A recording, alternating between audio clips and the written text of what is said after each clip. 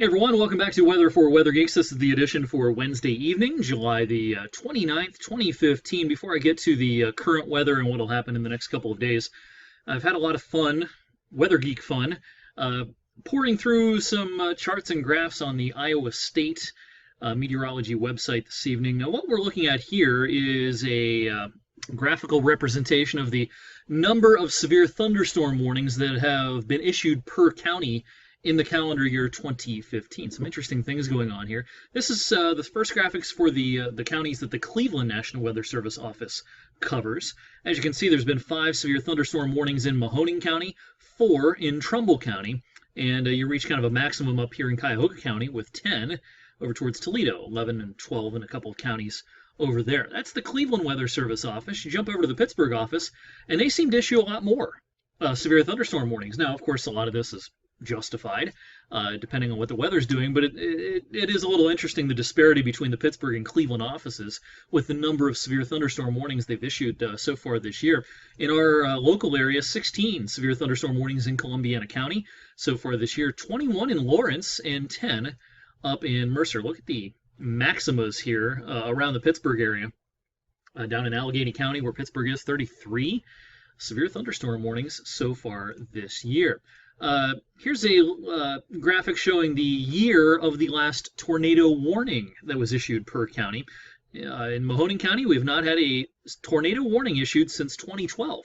Now, of course, last year we did have a tornado touchdown in and around the Ellsworth Township area, but it was not accompanied by a tornado warning.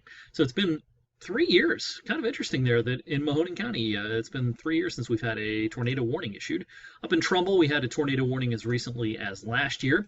Then you jump over to the Pittsburgh area here, 2013 in Columbiana County, 2013 in Lawrence, and last year we did have a tornado warning issued for Mercer County. So just interesting stuff here, you know, on a slow weather evening and a slow weather pattern in the doldrums of summer. It's kind of neat to look over some of this stuff. Here's a chart showing the time of the day in which severe thunderstorm warnings are most frequently issued, going back to 1986 for Mahoning County. This is just for Mahoning County. Nothing real surprising here. You get a little maxima maybe around 4 or 5 p.m., maybe a little dip around 6 or so, and then another spike between, say, 7 and 8. Interesting that things then dip down here maybe around 9:30, 10 o'clock, and then there's another little spike close to 11 p.m. Also a little spike there at 3 in the morning. You know, this little spike at 3 in the morning is probably due to the types of mesoscale convective complexes, those big Boeing echoes that often blow up in the afternoon out across Illinois and Michigan, and they take until the middle of the night to get here. We had a lot of those a couple of summers ago, back in 2013. So again, stuff that I find pretty interesting, and maybe I'll even do a blog post on my weather blog, ericwfmj.com, with more of this kind of stuff, because boy, there's a lot of really neat information that I kind of stumbled into this afternoon. So maybe I'll do that this evening or tomorrow. All right, I'm not going to spend a lot of time on the current radar because most of you are watching this well after, but here at 7:30 p.m., a weakening line of showers with some embedded thunder moving across Mansfield, heading down to Columbus as well. Put a loop on this. This has been generally weakening as expected over the last couple of hours, so it should not be a big deal in the grand scheme of things here. It is still warm. We reached 91 this afternoon, 90 yesterday, 91 today, so 2 days in a row of 90-plus temperatures, the first 2 of the year. And, of course, it's much more humid than it was yesterday. Dew points are in the upper 60s to around 70. Look at western Ohio. Dew points close to 80 in some spots. Yikes. It's going to be very sultry around the valley tonight. Very, very muggy, but notice the drier air is pushing in to Chicago, where dew points have dropped down into the lower 50s, even 40s. That drier air is coming our way tomorrow afternoon. We're going to notice a really nice drop in the dew points tomorrow afternoon. Much more comfortable. Even though it'll be warm, it'll be much more comfortable. Real quick look at the short-term model here for our overnight showers and possible thunder. Bring up the latest version here. Here's the simulated radar at 10 o'clock this evening. Again, everything's kind of weakening as it comes east. Here's midnight. Boy, there's not much left, is there? You know, I doubt there's much thunder. I can't rule it out, but most of this is just a couple of paltry showers. By 3 in the morning, there might be a little bit of an enhancement shown by the model here of showers around the region. but this is in the wee hours of the morning. A lot of us won't even notice this. And by the time most of us are getting up tomorrow morning, they're long gone. This is at 7 a.m.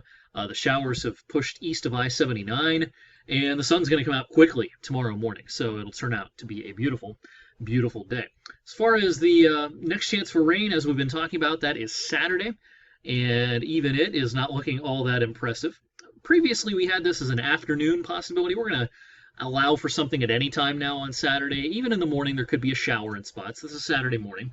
GFS model shows some green, some showers perhaps around. By late afternoon, a lot of this may have already shifted east, so we'll allow for something anytime, but it's really only like a 30% chance. So keep those outdoor plans. If you're heading downtown to the Italian Fest this weekend, should be a great weekend for that. Again, just an outside chance of a shower or storm Saturday. Here's Sunday. Nothing going on that day. So again, a nice end to the upcoming weekend. As far as the longer range, this is the 16-day temperature trend on the GFS ensemble. We don't want to pay particular attention to the individual numbers, but more so the trends. And sometimes here in the doldrums of summer or the dog days of summer, there's not a lot of variance. Fronts at this time of the year tend to be pretty weak. So you notice as we go through the weekend, it's still going to be a little warmer than average into early next week. After that, a pattern that will not favor much weather like we have now. Not to say we can't have some warm days, but it's not the type of pattern that's going to produce a lot of 90-degree days for the first couple of weeks of August. And if you watch some of my Weather Geek videos from earlier this week and last week, not expecting August to have a lot of sustained heat, much like the summer as a whole, much like last summer. Could there be a hot day or two? Sure.